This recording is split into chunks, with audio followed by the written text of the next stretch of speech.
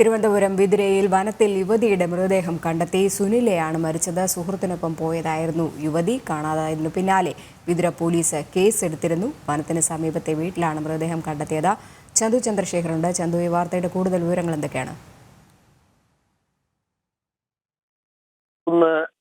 അഭിഭവനിൽ പ്രഭാകുമാരിയുടെ മകൾ സുനിലയാണ് ഇപ്പോൾ ഈ മരിച്ച നിലയിൽ കണ്ടെത്തിയിരിക്കുന്നത്. കഴിഞ്ഞ ദിവസം മുതൽ സുനിലയെ കാണാനില്ല എന്നുള്ള പരാതികൾ ലഭിച്ചിരുന്നു. ഭർത്താവാണ് പരാതികൾ നൽകിയിരുന്നത്. സുനിലയ്ക്ക് 22 വയസ്സാണ്. നേരത്തെ തന്നെ ഈ പരാതി ലഭിച്ചിരുന്നുകൊണ്ട് പോലീസ് അതുമായി ബന്ധപ്പെട്ട അന്വേഷണം നടത്തി വരികയായിരുന്നു. സുനിലയ്ക്ക് 3 വയസ്സുള്ള ഒരു മകൾ കൂടിയുണ്ട്. അപ്പോഴാണ് പോലീസ് നടത്തിയ തിരച്ചിലിനൊടുവിൽ യുവതിയുടെ മൃതദേഹം ഇന്ന് ഈ വനത്തിനുള്ളിൽ നിന്ന് കണ്ടെത്തിയത്. കാമുകനൊപ്പം ഈ സുനില പോയതായാണ് ഇപ്പോൾ പോലീസ് വ്യക്തമാക്കുന്നത്. എന്തായാലും ഇതുമായി ബന്ധപ്പെട്ടുള്ള കൂടുതൽ അന്വേഷണം പോലീസ് നടത്തുന്നുണ്ട്. പക്ഷേ മൃതദേഹം ലഭിച്ചതുമായി ബന്ധപ്പെട്ടുള്ള മറ്റ് നടപടികളിലേക്കും പോലീസ് കടന്നിട്ടുണ്ട്. എന്തായാലും ഈ കാമുകനെ പോലീസ് കസ്റ്റഡിയിൽ എടുത്തിട്ടുണ്ട്.